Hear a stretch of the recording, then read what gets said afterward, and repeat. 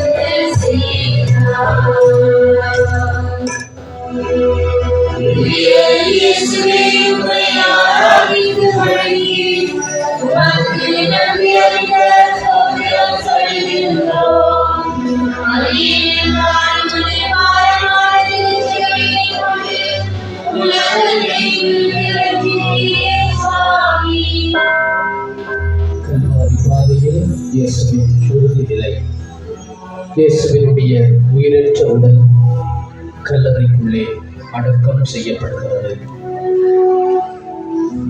33 வருடங்கள் இந்த உலகத்திலே வாழ்ந்தவர். 3 வருடங்கள் பொது பணியிலே தன்னை இணைத்துக் கொண்டவர்.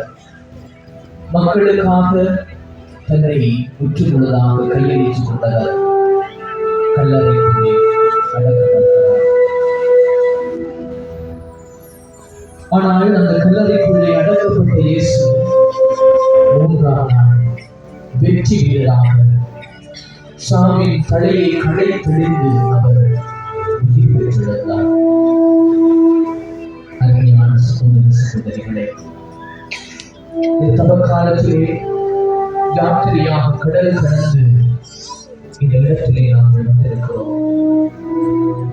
இந்த இயேசுவோடு எங்களுடைய வாழ்விலே தேவையற்ற விடயங்களை நாங்கள் அடக்கம் செய்கிறது எங்களுடைய வீடுகளை திரும்புவோம். எங்களுடைய உள்ளங்களிலே இருக்கக்கூடிய மன்னிக்க முடியாத தன்மைகள், ஏற்றுக்கொள்ள முடியாத தன்மைகள், புரிந்து கொள்ள முடியாத தன்மைகள், விட்டுக் கொடுப்பில்லாத தன்மைகள், எரிச்சல், காய்மக்காரம், பொறாமை, போட்டி மனப்பான்மை, பழிக்கு பழி வாங்குகின்ற எண்ணங்கள், ஊனியல் நிச்சயங்கள், குடி போதைகள், போதைகளுக்கு அடிமையான வாழ்க்கை முறைகள், மற்றவர்களுடைய வாழ்விலே மண்ணெண்ணி தன்மைகள், இவைகள் எல்லாவற்றையும் அந்த இயேசு உயிர் தெழுந்தது போல நாங்கள் புதிய மனிதர்களாக நாங்கள் இந்த இடத்தை விட்டு எங்களுடைய இல்லங்களுக்கு சென்ற ஆண்டவர் அழைக்கிறார்.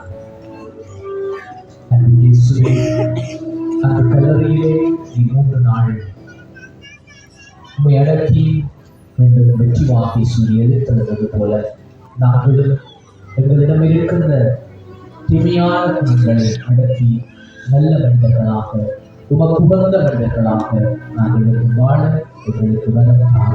ஆமென்.